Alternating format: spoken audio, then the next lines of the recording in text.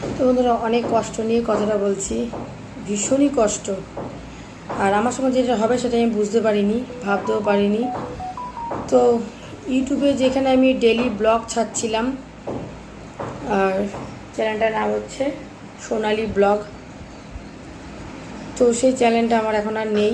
জানি না কি হয়েছে, ইউটিউব থেকে কিছু বলছেও না, কেন হয়েছে, কিসের জন্য হয়েছে। তোমরা হয়তো ব্লগগুলো পাচ্ছ না। আমি বেশ এক সপ্তাহ ধরে কোনো ব্লগ দিতে পারছি না ওই চ্যানেলটা পুরো বন্ধ। তো আমি আরেকটা নতুন চ্যানেল খুলেছি, তো সোনালি ডেলি ব্লগ। এই দেখো, এই যে দেখো, এখানে আমি কিন্তু রেগুলার ব্লগ ছাড়ছি, এই যে দেখতে পাচ্ছ।